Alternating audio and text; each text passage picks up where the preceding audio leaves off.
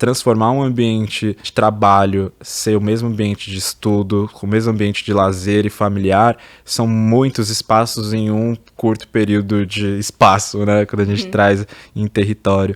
Então, acho que as empresas poderiam olhar para esse momento, que é justamente o futuro. O que as empresas fazem quando elas formam essas pessoas na base não é filantropia. Pelo contrário, elas estão ganhando dinheiro para isso, elas vão ganhar muito dinheiro com isso. E é negócio, são negócios. As pessoas vão conseguir ganhar o dinheiro delas, viver a vida delas, diminuir a desigualdade do Brasil de uma forma geral, mas as empresas também vão ganhar nesse talento, nessa capacidade, nessas ideias.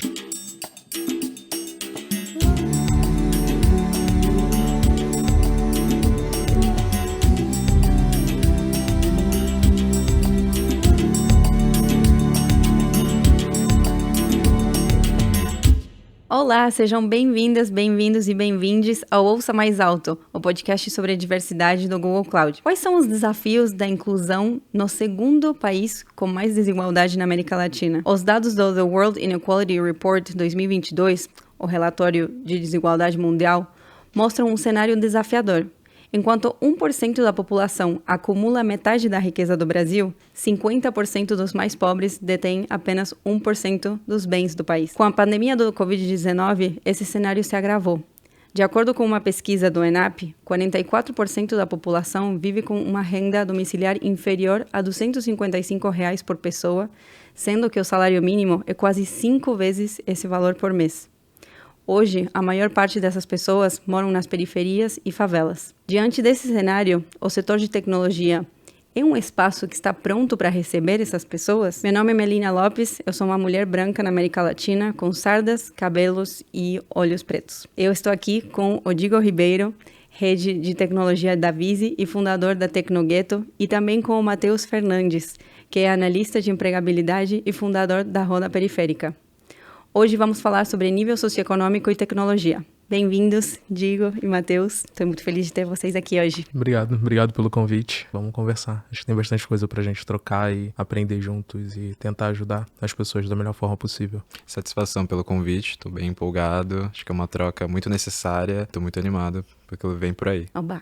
Eu queria começar fazendo a audiodescrição de vocês. Matheus, você quer começar? Bom, me chamo Matheus, como eu havia dito, sou um jovem negro de pele clara, com cabelo black armado, um óculos redondo. Estou vestindo uma blusa preta, que veio da África do Sul, meio tribal, uma corrente dourada em volta do meu pescoço. Eu sou Diego, sou um homem de pele preta bem escura, uso óculos e barba, tenho cabelo comprido de dread, mais ou menos até a altura do ombro, com as pontas loiras. Estou vestindo um blazer rosa claro e uma camisa branca por baixo. Falando um pouco agora em tecnologia, os dois trabalham com a tecnologia como suporte para criar narrativas ou com a tecnologia para educação. Como que a tecnologia tem sido na vida de vocês? Antes da tecnologia existe um Rodrigo, depois da tecnologia existe um outro Rodrigo, assim, outro Diego. Eu tinha uma perspectiva completamente diferente. O meu sonho, quando criança, era ser motorista de caminhão, e existe um contexto para isso.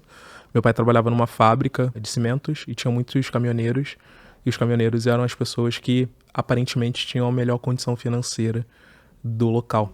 Então eu falava, putz, eu quero ser motorista de caminhão, tal, e acabou que meu caminho foi completamente oposto, fui fazer outras coisas da vida. A tecnologia ela acabou vindo para mim num momento muito por acaso. Depois que eu aprendi tecnologia e fui conviver em outros espaços, eu percebi que tinham várias outras coisas que eram alcançáveis para mim. Eu costumo brincar muito que a gente, dentro da favela, eu não gosto muito do termo bolha, porque o termo bolha prende, né? Dá a entender que a gente está preso, quando na verdade a gente não está preso, a gente está míope. A gente só não está enxergando muito longe as coisas que a gente pode alcançar, onde a gente pode chegar. E aí quando eu fui chegando cada vez mais perto da tecnologia, eu fui vendo, putz, isso aqui pode. Principalmente porque eu percebi que as pessoas que trabalham com tecnologia, e eu sempre enfatizo isso para todas as pessoas estudantes da Tecnogueto, que ninguém que trabalha com tecnologia é extraterrestre. Vão ter pessoas que vão ter um pouco mais de facilidade, mas todo mundo é ser humano igual todo mundo, assim, todos nós.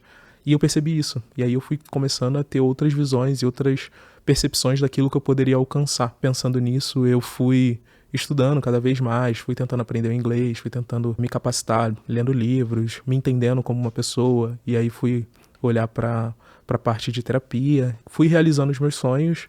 Acho que o último grande sonho que eu realizei foi estar fazendo um intercâmbio, né? Então, com o dinheiro do meu próprio bolso. Isso é muito engraçado porque quando eu entrei no mercado de tecnologia, a grande maioria das pessoas do mercado de tecnologia que fizeram intercâmbio, sei lá, com 15, 14, 13 anos, 18. Eu fui fazer meu intercâmbio com 35. Então, isso existe uma diferença muito grande, mas não me fez desistir, assim, no sentido geral. Me fez ver, putz, eu posso fazer isso. E sempre foi como um combustível, assim, de querer mais e mostrar mais. Mas eu acho que o ponto principal foi ter percebido que trabalhar com tecnologia me daria essa possibilidade, não só para mim, como para minha família. Então, tem coisas que eu super me orgulho, assim, que, falando um pouquinho até de ascensão social, é que quando a gente acende, a gente que é da favela, a gente não acende sozinho. A gente tem que trazer várias pessoas junto com a gente. Então, conseguir estar pagando uma fisioterapia para minha mãe, plano de saúde para minha mãe, isso é algo que me deixa extremamente orgulhoso. Poder estar ajudando a minha sobrinha no tratamento dela, que ela tem TDAH, e então poder ajudar ela um pouquinho nisso, poder dar um bom presente para minha mãe, levar minha mãe para jantar, ou, sei lá, poder só olhar pro lado esquerdo do cardápio, me preocupar muito com o lado direito. Coisas muito simples que muitas das vezes as pessoas que têm uma condição financeira melhor do que as nossas não conseguem perceber. Mais naturalizado, né? Exatamente. Fui mudar minha história com 28 anos, né? Então, o que eu tento fazer um pouquinho, assim, é ajudar as pessoas um pouco antes. Porque eu fico imaginando se o Rodrigo, 10 anos antes, com 18, tivesse tido a oportunidade de aprender tecnologia, onde eu estaria agora, com 36, sabe? Então, é mais ou menos isso que eu penso, isso que eu busco e dessa forma que eu tento ajudar as pessoas. Através da tecnologia, lógico. Matheus, como que a tecnologia tem mudado você? Ouvindo um pouco o Diego, é muito legal, assim, pensar onde que surgiu o primeiro contato. Não falo de forma romantizada, mas, enfim, atualmente estou com 22 anos, mas sempre trabalhei, mesmo com a idade não formal, né? Então, desde criança eu já tinha essa responsabilidade de trabalhar, e um dos meus primeiros trabalhos foi com reciclagem. Eu tinha contato com a tecnologia apenas com aparelhos quebrados. Então, ali começou o meu sonhar, né? De, tipo, desmontar, tentar entender o que é um fio ou outro.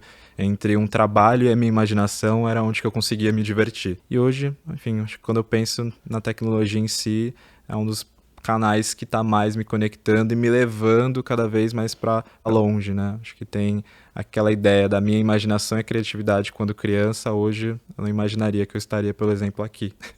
Eu que estou honrada e feliz de ter você aqui. A gente falou um pouco sobre como a tecnologia tem mudado vocês individualmente, mas vamos falar sobre como mudar a tecnologia? Então, não se encontram talentos de grupos subrepresentados. Tem esse problema de falar do pipeline, né, que é difícil de construir. Como podemos pensar no recorte de nível socioeconômico especificamente? O que as empresas fazem quando elas formam essas pessoas na base não é filantropia. Pelo contrário. Elas estão ganhando dinheiro para isso, elas vão ganhar muito dinheiro com isso. E é negócio, são negócios. As pessoas vão conseguir ganhar o dinheiro delas, viver a vida delas, diminuir a desigualdade do Brasil de uma forma geral, mas as empresas também vão ganhar nesse talento, nessa capacidade, nessas ideias, nessas vivências. O diploma ele vai dar muita base, eu sou super a favor do diploma, sempre incentivo as pessoas a estudarem, mas eu incentivo cada vez mais as empresas, principalmente, a acreditarem mais na vivência, porque a vivência ela dá muita coisa. A minha história, a história do Matheus, a história de outras pessoas que têm por aí a sua história, pessoas que têm por aí pelo mundo, elas vão acrescentar muito em negócios, em ideias, em como resolver problemas e etc, etc. Porque isso a gente vai aprendendo e vai fazendo, porque cada um tem que fazer da sua forma e do seu crescimento. Então acho que é isso, assim, acho que é um pouco mais se preocupar com a base, formar essas pessoas que com certeza talento o Brasil tem de sobra e isso seria fácil de resolver. Eu vou puxar o gancho e passar um pouco uma publicidade aqui do segundo episódio do podcast da primeira temporada, onde a gente fala sobre como deixar os processos de seleção mais inclusivos. E a gente fala muito sobre isso, sobre o vocabulário na hora de escrever uma vaga, a descrição da vaga, para a gente poder trazer esses talentos para dentro das nossas organizações e que essas pessoas possam crescer, porque a gente sabe que dando oportunidade, essas pessoas contribuem muito na empresa. Queria retomar um ponto que você falou sobre formação. As formações muitas vezes são caras, as certificações, quando a gente fala em cursos de tecnologia. Quais são os desafios, né, que um jovem ou uma pessoa de baixa renda enfrentam quando querem se formar e talvez fugir do óbvio, que é obviamente o custo do curso, que é caro? O primeiro, olhando para o ensino superior, como bolsista, eu tinha um desafio tanto da locomoção, passava muito tempo em transporte público, como também a questão da alimentação. Então eu tinha que escolher, ou eu pago a minha passagem hoje, ou eu como. ou eu levo alguma coisa de casa, mas talvez estrague. Então é um período que você tem que fazer muitas escolhas, infelizmente, né? Quando a gente pensa na população periférica, primeiro que a gente não está falando de uma população pequena, né? A gente está falando de 8% a nível nacional. É quase como se fosse o quarto estado mais populoso do país. Então, imagine para essa população atravessar uma cidade para buscar educação ou ter que escolher o que eu como, se eu sonho, se eu sobrevivo, se eu me educo. Então, esses são desafios que ficam muito notórios. Então, quando eu trago isso, por exemplo, hoje a gente está aqui nesse podcast, tem bastante pessoas de trás, cuidando do som, da fotografia. Eu sempre lembro da minha mãe. O sonho da minha mãe sempre foi fazer faculdade de fotografia. Antes dela saber o que era uma faculdade, ela sempre comentava isso com a gente. Infelizmente, ela desistiu desse sonho, porque ela não sabia como entrar numa faculdade, né? Quais eram os meios, não tinha condições para pagar, como você trouxe, né, sobre o salário mínimo, e naquela época ainda era mais precário. Então, a educação e a periferia parece que por muito tempo, e infelizmente ainda hoje, andam de lados opostos, né? Na medida que a educação talvez vai avançando para outros países, a periferia e a desigualdade também vai avançando. Então, eu faço até essa provocação. A gente está falando de educação, mas uma educação para quem, onde, qual a intenção e os desafios.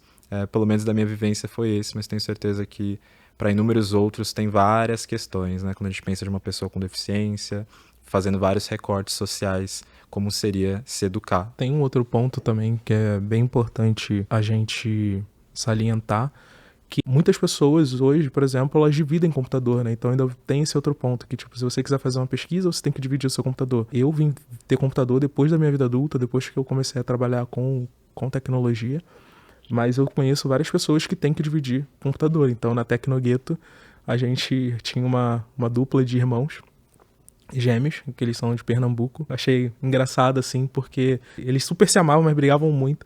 E aí, a gente conversando, trocando ideia, que eu sempre gosto muito de conversar com as pessoas estudantes assim. E aí, uma delas falou assim, Digão, esse moleque ele só me atrapalha, querendo estudar muito mais do que eu, e eu não tô conseguindo estudar, porque eles dividiam o computador. Então isso é muito engraçado, assim, mas você vê que as pessoas têm muita vontade, mas tem várias barreiras que vão colocando.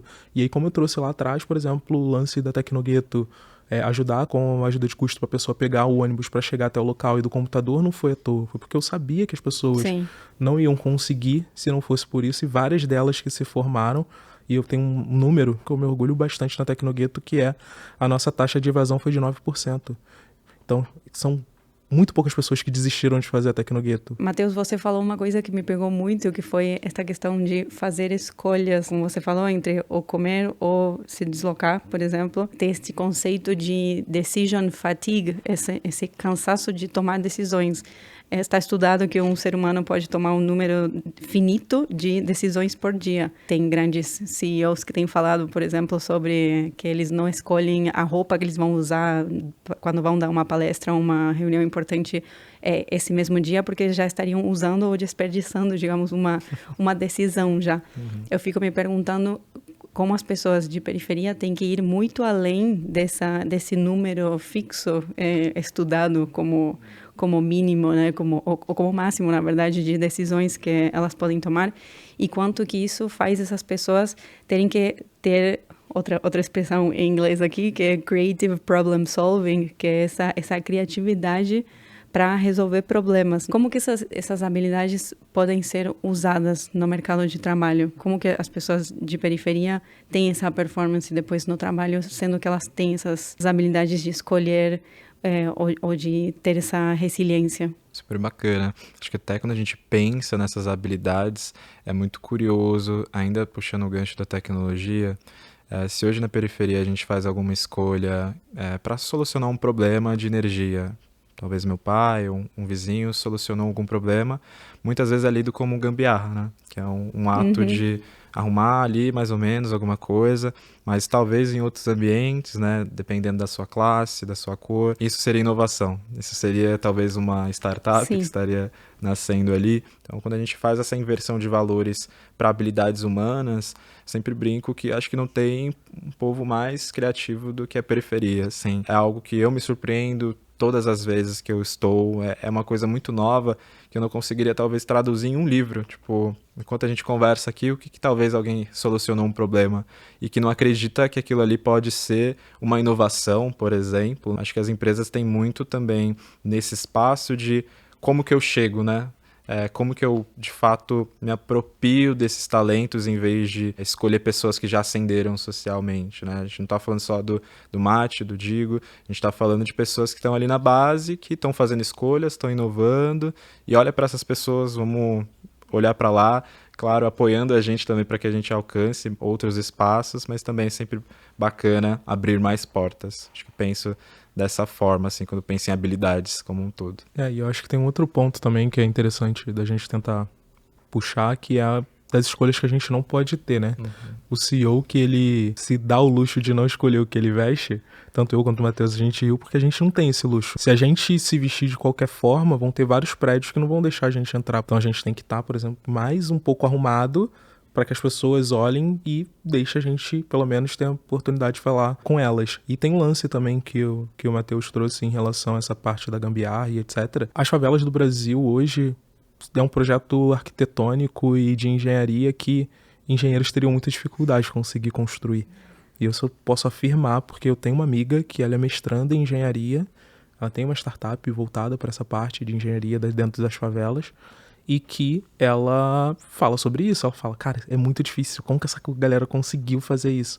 Então a galera às vezes pega uma pedra gigantesca que ninguém consegue quebrar e consegue construir a casa ali. Então é um pouco disso, assim, dessa resiliência, não só a resiliência de não desistir, mas a resiliência de conseguir pensar em outras atividades, de outras formas e outras coisas para fazer essa solução de problemas. Então tá todo mundo solucionando problemas e pensando em problemas coletivos.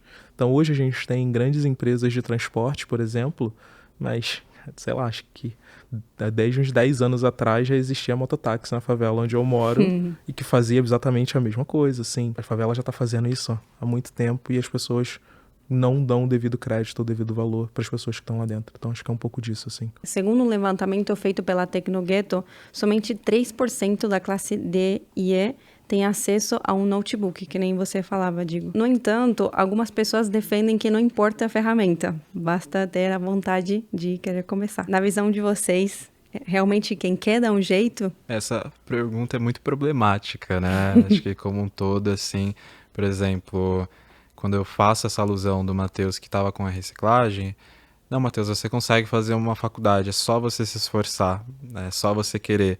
Mas quais apenas, assim, como se eu não quisesse. Talvez eu nem soubesse que aquilo era um espaço para mim, já começa por ali, né? Mas eu acho que o não acesso é justamente a ideia da oportunidade, não é somente querer, quais são os meios que eu tenho, é um discurso que a gente deve sempre, ao ouvir, ter, enfim, aquele cuidado de não replicar, ter essa sabedoria de que a gente está falando de um sistema meritocrata, de você merece só se você se esforçar. Isso também nos adoece muito quando a gente pensa justamente na saúde mental, como a gente comentou anteriormente. O esforço que um favelado tem que fazer para conseguir as coisas é muito além. A gente tem que sempre dar um passo pensando em 2 à frente. Então é algo justamente nessa corrida, como eu trouxe, né, do Racionais, que nem sempre é algo que faz a gente estar bem, né? Nem sempre a corrida tem os benefícios da saúde, claro, mas ela cansa, né? Eu penso nos recortes disso, né? Também como se eu penso numa mulher da favela, por exemplo, quanto que isso muda, né? A gente sabe que mulheres se sobrecarregam com as tarefas do lar, digamos, as tarefas domésticas, então pensando nesses outros recortes, né? Porque senão a gente pensa talvez apenas da favela ou da periferia como um bloco inteiro, sem entender as nuances, né? Eu acho que isso é o que tira essa riqueza de entender os problemas e as jornadas para que a gente possa solucionar sem falar, bom, quem quer dar um jeito. Até quando você traz esse recorte justamente em pilares, a periferia é justamente tudo, né? A gente não tá falando só de raça, a gente tá falando de gênero, a gente tá falando de pessoas com deficiência. E o que essas escolhas? É uma escolha para quem? De qual é o ponto de partida dela, né? De onde que ela vem, para onde ela vai. E realmente só querer funciona, porque querer a gente tá querendo vencer sempre. A gente só não tem os meios para justamente ter essas conquistas. E mesmo assim a gente ouve repetidamente que a gente tem que se esforçar. Como se a gente jogasse isso pro indivíduo, né? Como se dependesse só do Matheus para conquistar, e não de toda uma estrutura e um sistema. Eu sinto que muitas vezes, também falando em recortes, você mencionou um pouco a questão racial também, eu tinha trazido a questão de gênero. Eu sinto que muitas vezes, quando a gente fala sobre classe social, as poucas vezes que a gente fala de classe social no ambiente de trabalho, é para falar sobre raça, né, ou sobre racismo, e associa muito, fala, não, isso não, na verdade não tem a ver com raça, tem a ver com classe. Ponto. E aí a conversa acaba, mas na verdade a gente nem fala sobre classe, né? Então a gente acaba não falando de nenhum dos dois assuntos. Um ditado, que eu acho que é brasileiro, não sei, que as pessoas que acreditam em meritocracia repetem muito, né? Que você tem que dar a vara e ensinar a pescar e não dar o peixe. Não sei se você já ouviu. Sim. Mas eu acho esse ditado muito engraçado, porque pessoas que têm uma classe social mais altas, elas já vêm com peixe frito, elas não pescam peixe. As pessoas estão falando que as pessoas precisam aprender a pescar quando elas mesmas já vêm com peixe temperadinho, frito, etc. Então o que eu tô querendo dizer com isso tudo é mais ou menos o que você trouxe, que o Matheus trouxe, em relação a o quanto a gente tem as dificuldades para fazer isso acontecer, né? Pra gente conseguir gerar. Então, eu falei da minha experiência de pegar 2 horas de trânsito para poder ir pro trabalho e ainda ouvir piadas desse tipo. E aí, não além disso, eu tinha que estudar, chegar em casa meia-noite e no outro dia acordar 5 horas da manhã para poder conseguir chegar no centro 8 horas da manhã para poder trabalhar. E esse era o loop que eu fiquei durante uns 2 anos da minha vida por conta disso, né? E quando a gente até pensa em questão da pobreza, desigualdade, tanto na nossa construção educacional e religiosa, quando a gente está falando num contexto brasileiro ou Latinoamérica, a gente entende que a questão da pobreza e a miséria, ela é ensinada. A gente constrói uma identidade, uma questão social de pena. A gente sabe que é pobreza desde o momento que a gente nasce. Se a gente tem o que comer, outra pessoa não tem. Então, acho que falar sobre isso também pega um ponto muito delicado, que é a própria culpa, né? Hoje, talvez as empresas estejam falando de racismo, falando sobre outras lutas, mas ainda falar de desigualdade, pobreza, é muito difícil, porque a gente está ali, a gente está ganhando, a gente está trabalhando. Falar sobre isso me possibilita se sentir culpado, ou a gente deve falar sobre isso? Eu acho que para mim esse é o maior questionamento, é evitar esse assunto justamente por ser um assunto muito delicado, né? Quando a gente pensa em pobreza, talvez não vai ser uma ação afirmativa que vai resolver, talvez o que a empresa pode fazer além do que um projeto para conseguir resolver toda uma estrutura. Então, acho que é um problema muito grande que talvez as empresas não abracem de uma forma que sozinho não dá. Acho que é como o Diego traz, acho que sozinho a gente não vai solucionar essa questão, mas tem muito o receio justamente de trazer isso à tona, né? É um dado muito grande. Enquanto a gente está aqui, os dados vão aumentando. Durante a pandemia, o número de periferias cresceram e dobraram também. Hoje no Brasil estamos batendo quase 7.000 periferias no estado nacional. E trazer esse contexto, o que a gente poderia fazer? Acho que até trazendo as conversas em off que a gente estava ali trocando, a gente tem muito dessa ideia de mudar o mundo sem entender que são pequenos passos que a gente faz a mudança, né? Então acho que a gente não tem que evitar falar sobre pobreza, ela está ali, ela está gritando.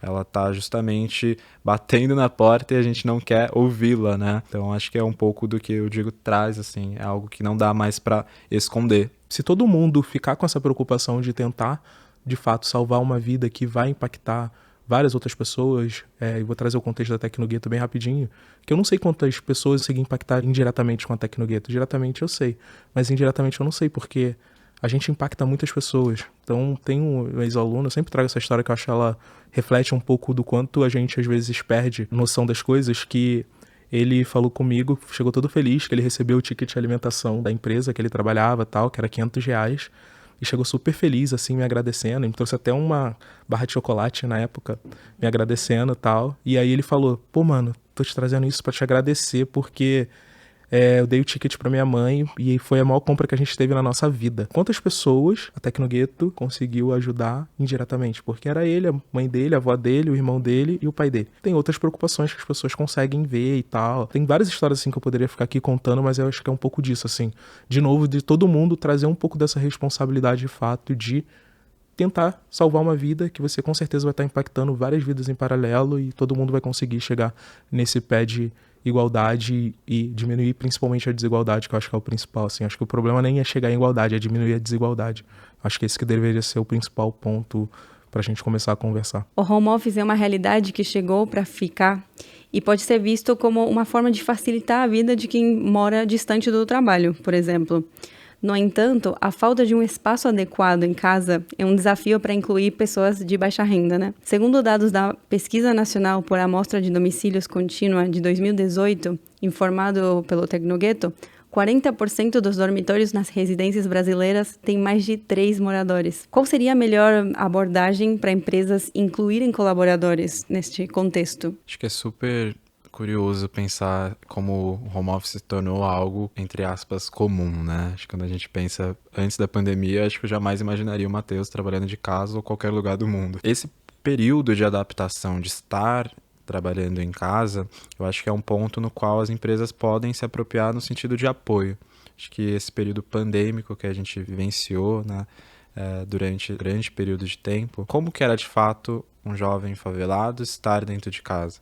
Por muito tempo eu precisava trabalhar ou atender uma ligação no banheiro, porque era o único local que eu tinha tanto para estudo, tanto para privacidade, até a própria construção da casa ali era um pouco complicada de ter um trabalho de casa. Quando a gente fala de estrutura como um todo, a gente pensando também como que é para um corpo LGBT estar trabalhando de casa, num cenário talvez que a sua família não apoie a sua orientação sexual. Então acho que são tantos recortes que a gente pode fazer para além de só problemas técnicos, né, de tecnologia, em questão de acesso, por exemplo, se minha conexão não for boa, como que eu atendo, como que eu explico, né? Eu acho que eu passei por tantas dificuldades durante esse período do home office que eu não consigo identificar, assim, desde, por exemplo, minha casa alagou e eu estava trabalhando de casa e ok, se eu não estivesse em casa, talvez seria um pouco mais problemático, mas eu já passei períodos de estar tendo uma enchente perto do meu bairro e eu tinha que trabalhar mesmo assim. Acho que tem duas questões, né? Acho que são dois riscos, né, no qual eu me arriscava ao sair, mas também dentro de casa também tem um risco. Então, acho que é importante a gente também traduzir o trabalho de casa não como apenas algo bom, né? Acho que quando a gente pensa em nosso trabalhar de casa tem um benefício muito grande, que é o Matheus evitar estar 3 horas em um transporte público e talvez me atrasar e ser julgado por ter chegado atrasado, sendo que eu saí muito mais cedo. A minha jornada começou muito mais cedo, eu tive poucas horas de sono para estar ali.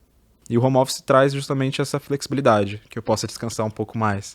Só que aquele ambiente, ele é um ambiente propício, um ambiente de segurança, eu tenho acesso a uma boa conexão, eu tenho um local que eu possa trabalhar. Eu tinha trazido a questão do vale alimentação, numa fala dele, né, de uma experiência de um aluno. Por muito período de tempo, eu vendia meu vale alimentação para conseguir ajudar em casa. Quando a gente pensa justamente em renda, eu estou tirando a minha alimentação, vender um cartão, para justamente é um benefício que a empresa me dá, para que eu tenha mais apoio ali em casa. E que ainda as taxas para vender esse vale exatamente. São super altas, São né? super altas as taxas, além de eu fiz essa escolha, né, de vender alimentação.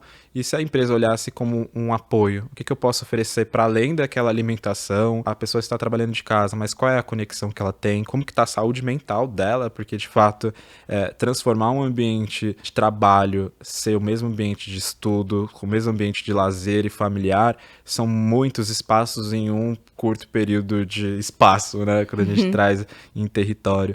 Então, acho que as empresas poderiam olhar para esse momento que é justamente ao futuro. E acho que a gente que trabalha mais em home office, a gente há de concordar que é possível entregar, conciliar os horários para que seja entregue em um determinado horário. E aí, voltando só para não perder o raciocínio que eu estava falando, é que aí eu consigo combinar. Se moram pessoas na minha casa que trabalham de manhã, quando der 10 horas da noite elas vão estar acabadas. E aí eu consigo, de repente, se eu sou mais diurno, focar e entregar aquilo que eu preciso entregar.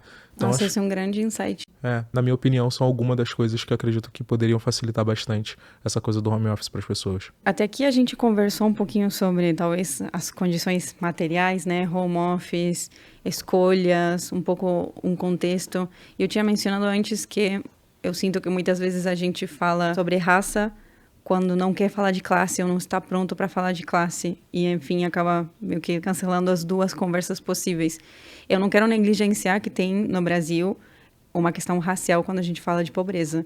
Então, queria apenas fazer um comentário sobre isso e abrir aqui o espaço para vocês comentarem sobre isso também. Não, acho que é até o próprio recorte do nosso país, né? A gente está falando de um país majoritariamente negro, de 8% de periferias, e essa própria intersecção, infelizmente, ocorre quando a gente pensa em cor. Então, quando a gente está falando da periferia, tanto que o conceito de classe dentro de algumas comunidades, ele é muito disperso, né? No sentido de a gente tem muito a coletividade. A gente, pelo menos para mim, aqui em São Paulo, foi um ambiente onde eu via mais pessoas negras do que em outras. Para além disso, essa inversão de segurança. Quando eu não via os meus, eu não me sentia tão seguro. Ao contrário do que o próprio racismo prega, de quando vê um dos nossos, não se sente seguro. Isso é muito curioso, quando a gente pensa no território, quando a gente está falando em questão de raça, tem toda uma estrutura por detrás. Desde a nossa construção, né, desde o abolicionismo até o momento que a gente se encontra, toda a questão da proteção, de ir para os morros. E é muito intenso imaginar que aquilo ocorreu há tanto tempo atrás e mesmo assim ainda tem esse estigma muito forte. Acho que até a própria construção das favelas, eu acho que o nome eu gosto bastante de sempre citar, tem uma relação muito forte também com a questão racial. Os barracos eram feitos com cipó. Um cipó no qual machucava se alguém tentasse, né, pegar ali, e naquele contexto de escravidão era uma proteção. Então a favela veio também de um cipó, veio de uma força, veio de uma proteção, por detrás toda a questão racial. As pessoas muitas das vezes não entendem o porquê que favela é chamada de comunidade, mas é por conta desse senso de comunidade mesmo que a gente existe, de coletividade, de se ajudar, de trazer todo mundo juntos, assim. Então, pra gente é muito complexo, muito complicado quando as pessoas querem ter só os delas e não querem dividir, assim. A gente aprende muito desde cedo na favela de compartilhar. Então, na favela, por exemplo, a gente não se preocupava em ter 10 bolas de futebol. A gente só precisava ter uma, porque todo mundo vai jogar aquela bola. E aí essa bola ela ficava na quadra. Quando alguém chegasse pra jogar, jogava bola com ela e depois deixava ela lá porque ia vir outra pessoa pra jogar. Então isso é coletividade, assim. E eu acho que a gente fala muito pouco sobre isso. Tudo no Brasil foi construído de forma proposital e que é muito dolorido de você parar pra pensar que há 70 anos atrás, uma pessoa preta não poderia ter terras, ou não poderia entrar numa faculdade, não poderia ir pra escola. Então a gente não tá falando de tanto tempo assim. Acho que todo mundo que tá aqui dentro desse estúdio conhece uma pessoa que tem 70 anos, pelo menos, ou um pouquinho mais de 70 anos. Meu pai tem quase 70. As pessoas não podiam, e isso também tá na Constituição brasileira. Então hoje, quando a gente fala pouco de classe, também é proposital, assim. A gente não quer tocar nesse assunto. A gente toca no racismo até a página 2. Quando vai para um pouquinho além, a gente também desvia o assunto. Fica difícil. E eu falo isso por quê? Porque a gente vê várias empresas tendo iniciativas, né, de contratar mais pessoas pretas, mas chega na hora, não avançam naquilo. Contratamos, batemos ali a nossa cota, a nossa meta de contratar X pessoas pretas e agora vai. E aí você chega numa diretoria, não tem nenhuma pessoa preta, você chega numa convenção, não tem uma pessoa preta subindo no palco que não seja assistente de palco, etc, etc. E eu te pergunto, será que ninguém de fato conseguiu essa capacidade de ascender dentro dessas empresas? Será que não tem nenhuma pessoa preta que tenha essa capacidade ou não querem ver? Sim, realmente a questão racial é algo que a gente poderia ficar aqui discutindo a intersecção apenas entre classe e raça por mais uma hora, mas realmente eu queria fazer um ponto com isso, que é importante a gente admitir que tem uma questão ali, por mais que a gente apenas, entre aspas, esteja falando sobre classe neste momento. Vamos falar agora um pouquinho sobre habilidades comportamentais que pessoas candidatas, né, precisam ter para serem atraentes para as empresas. Na visão de vocês, quais são as principais competências comportamentais que as empresas precisam desenvolver para incluir pessoas de baixa renda nas áreas de tecnologia? De novo, não confundir diploma com vivência e visão, assim, é isso, sabe? As pessoas, elas têm muita experiência, têm muita vivência, isso tudo agrega. Engraçado, meio corporativo, falar sobre soft skills, de alguma forma não encaixar a gente nas soft skills de uma forma geral, e sendo que a gente tem praticamente todas elas, né? Tipo, toda pessoa periférica, ela tem adaptabilidade, toda pessoa periférica, ela tem a resolução de problemas ali, todas não, mas a grande maioria, né, todas de modo generalista, são soft skills que as empresas pedem, a gente tem, mas como o Matheus disse, a gente muitas das vezes não consegue expor isso de uma forma com diplomas, etc, porque a gente não conseguiu estar chegando até ali. E aí eu acho que uma das coisas que as empresas elas poderiam ser mais aliadas nesse sentido dessa inclusão, que eu acho que são pouquíssimo aliadas é com mental, cabeça. A gente tem muito essa capacidade de fazer tudo, mas a gente também tem uma síndrome do impostor gigantesca. A síndrome do impostor, para quem não sabe, é uma síndrome dada como uma síndrome de fato pela ciência, que é uma síndrome onde as pessoas elas têm a capacidade, elas estão conseguindo concluir as tarefas dela, mas na cabeça delas não são boas o suficiente para aquilo. Ou elas não deveriam estar naquele espaço que elas estão ocupando. Então, às vezes, elas conseguem o cargo do sonho dela e chega lá e ela fala, putz, isso aqui não é pra mim. E aí ela começa a entrar num ciclo de querer ficar cada vez melhor, aí cria ansiedade, vai pra um burnout, daqui a pouco vai pra uma depressão e não foi cuidado disso. A cabeça é algo extremamente importante, que eu acho que as empresas, de uma forma geral, e isso tem um dado bem bacana sobre a pandemia, onde a maioria dos casos de pessoas que começaram a procurar fazer terapia ou algum cuidado psicológico são de pessoas de TI. Mais de 70% das pessoas que buscaram ajuda psicológica depois da pandemia são pessoas de TI. Fala muito sobre o quanto as pessoas se exigem nesse setor, que é extremamente bacana de se trabalhar, que remunera bem, etc, mas que muitas das vezes essas pessoas elas não podem se dar o luxo de ser menos, né? E às vezes elas já são muito boas, só que aí vem de novo a síndrome do impostor, que ela existe para todo mundo, pessoas periféricas também, então acho que as empresas elas deveriam ser mais aliadas na parte da cabeça das pessoas, tratar doenças psicológicas como doenças, como de fato elas são, e não como algo que dá para se recuperar de uma hora para outra e que são coisas fáceis.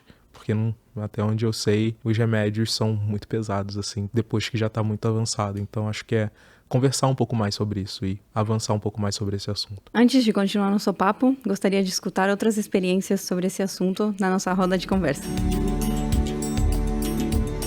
Eu comecei a me interessar por tecnologia quando um vizinho ele recebeu um presente do tio dele, que vivia no exterior, que era um TK-85. Que hoje você encontra em museu. E esse meu vizinho ele não podia sair pra rua, né? A mãe dele não queria que ele se misturasse, porque onde eu cresci era periferia, né? A gente vivia ali sob diversas circunstâncias e a mãe dele não queria, né, que ele tivesse convívio com a gente. Então ele ficava sempre de dentro do portão vendo a gente brincar.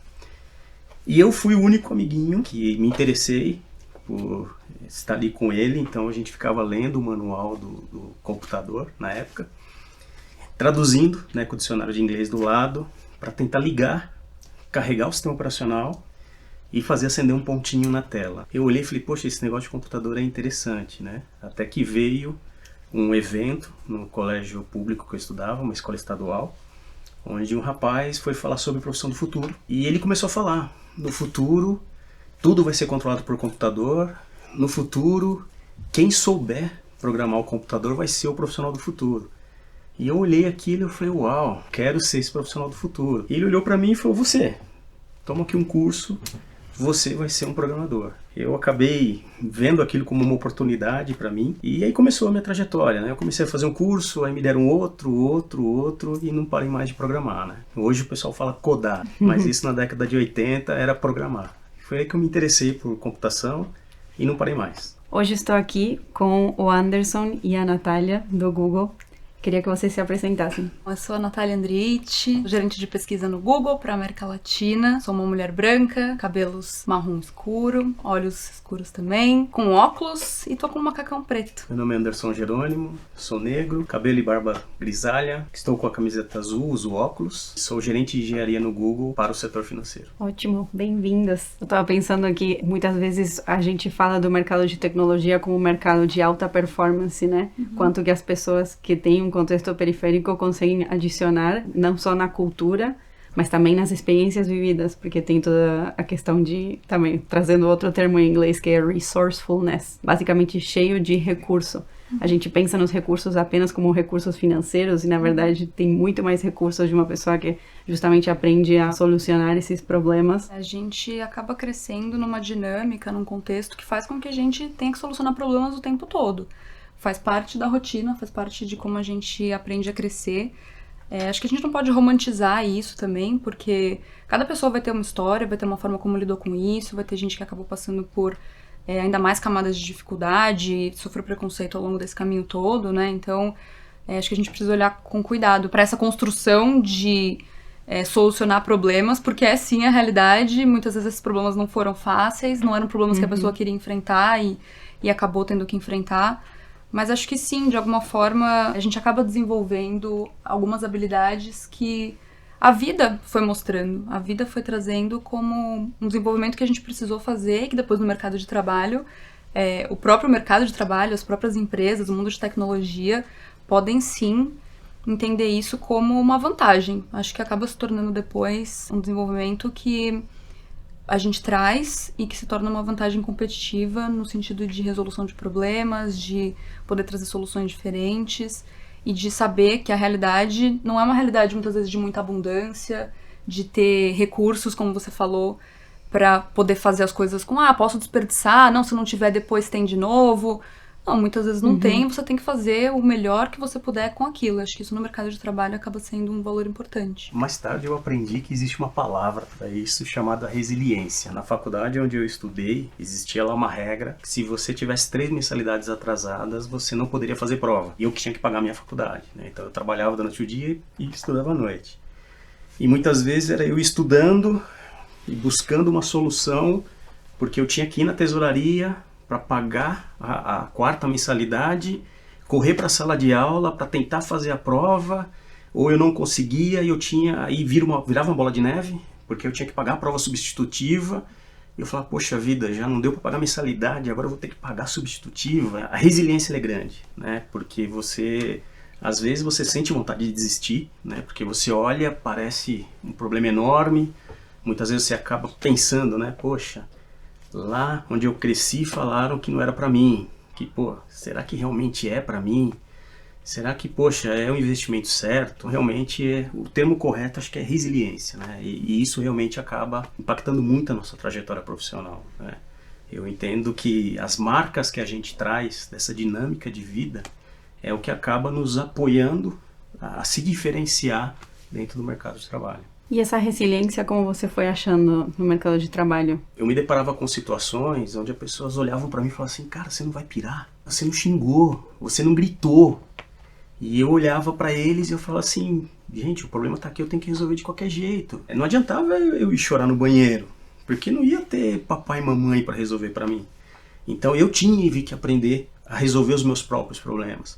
Por isso que toda vez que eu me deparei com uma situação crítica no trabalho, eu parava e sempre o meu foco era como eu vou resolver. Eu não tinha tempo para gritar, para xingar, para me desesperar, né? O tempo que eu tinha que ser bem aproveitado, porque talvez eu não teria uma segunda chance. Então, eu creio que é essa dinâmica que acaba trazendo e impulsionando a gente. É muito interessante. Você está falando sobre educação financeira dentro da periferia, no seu caso de São Paulo, né?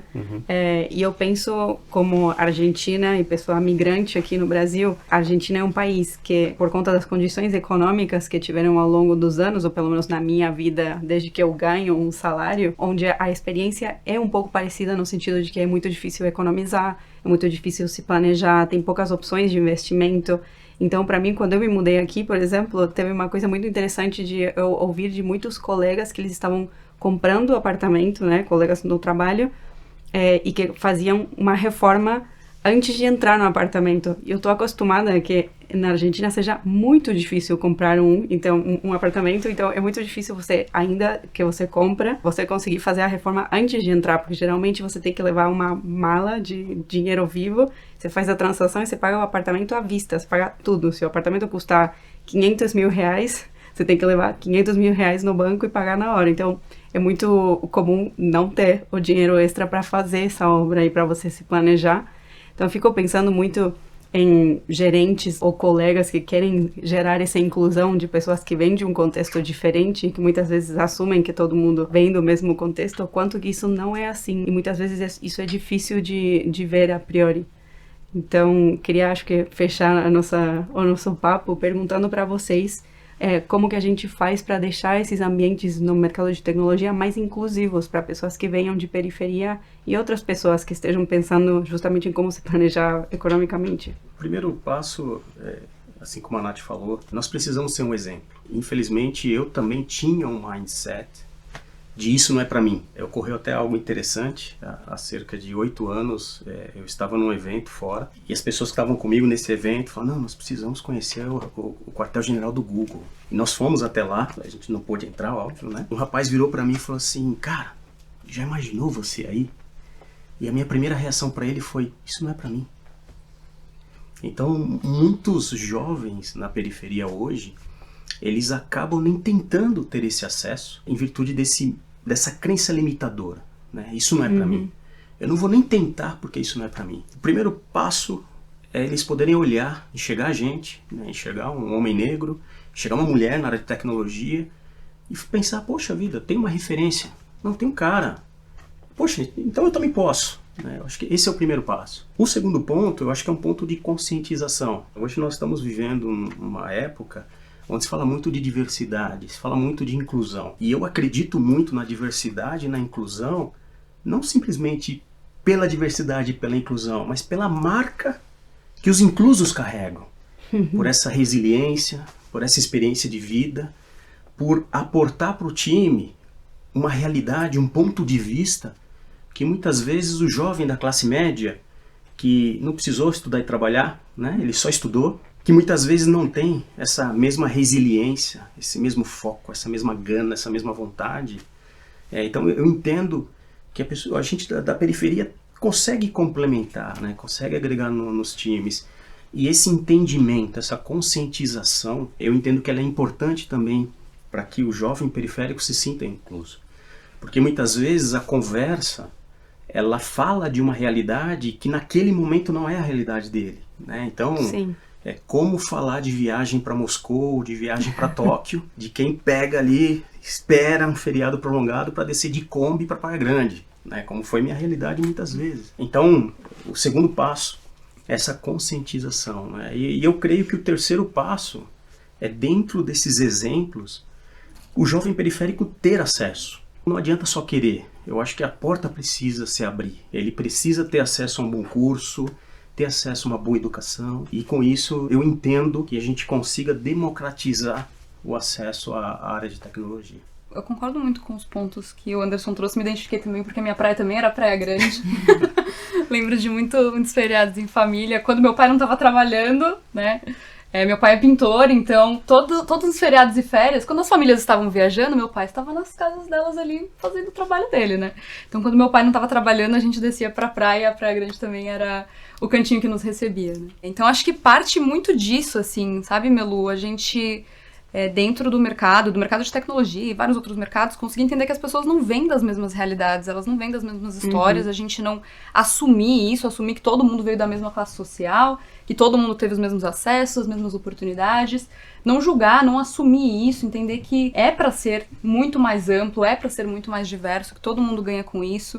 Eu, por exemplo, tenho um sobrenome europeu, né? Andriichi, um sobrenome croata. As pessoas nem sabem que eu venho dessa realidade.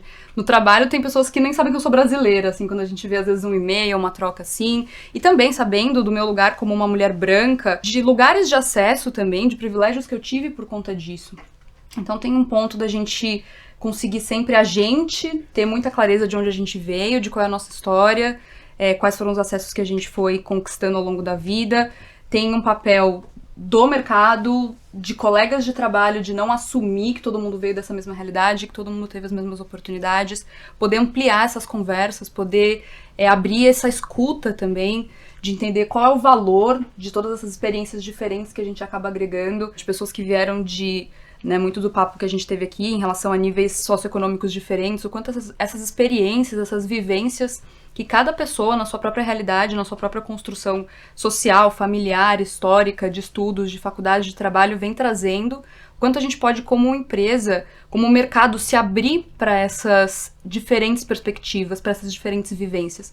E como mercado de tecnologia, tudo isso é abrir democratização, é abrir geração de soluções. É a gente pensar também com o acesso de tecnologia que a gente tem, como a gente pode dar mais acesso para as pessoas, como a gente pode democratizar, como a gente pode criar soluções e ferramentas que de fato peguem algo que está ali muito restrito, muito elitizado, e que muitas vezes a própria tecnologia não precisa ser uma coisa que leva as pessoas para a lua, mas às vezes é um acesso, é um conteúdo, é um recorte que a gente faz, que vai tornar aquilo muito mais democrático e acessível, vai fazer com que as pessoas possam se desenvolver, possam acessar novos lugares, novos conhecimentos. E que eu acho que o mercado também precisa, né? Se a gente quer construir produtos que sejam feitos para todos, a gente precisa construir com todos. Nunca pode ser de um ponto de vista tem que ser um ponto de vista com. Como é que a gente pode, de fato, abarcar mais pessoas na construção dos produtos digitais, de novas tecnologias, para que elas não sejam criadas de um ponto de vista elitizado, um ponto de vista, muitas vezes, de só uma vivência. É isso que faz com que os produtos sejam restritos, com que eles não sejam inclusivos. Quanto mais pontos de vista diferentes a gente pode agregar, de fato a tecnologia acaba ficando mais democrática e acessível. Eu acho que é uma responsabilidade do mercado de tecnologia poder fazer isso acontecer. Para encerrar o nosso papo, tem um conceito que é cultural add ou cultural fit, né? Quanto que a gente adiciona numa cultura ou quanto a gente se encaixa numa cultura. Eu acho que a gente tem que ir além de pensar como uma pessoa que a gente está contratando pode se encaixar e pensar como essa pessoa adiciona ao contexto que já tem. Eu acho que nos últimos anos, no mercado de tecnologia, a gente tem prestado muita mais atenção para a diversidade, equidade e inclusão. Então, a gente está vendo isso se transformar, mas as pessoas que estão recebendo esses novos talentos precisam ir começando a pensar nessas questões, né, de como essas pessoas novas, na verdade, vão adicionar à cultura. Sim, e o mercado está aberto para isso, para essas diferentes perspectivas e saber como pode ser um time receptivo, como um time que vai entender a realidade dessa pessoa, vai entender às vezes que ela mora distante, ela vai morar longe, então os horários dela são diferentes, às vezes ela vai ter uma família, vai ter outras pessoas de quem ela tem que cuidar, ela não tem os mesmos horários, poder ter essa flexibilidade.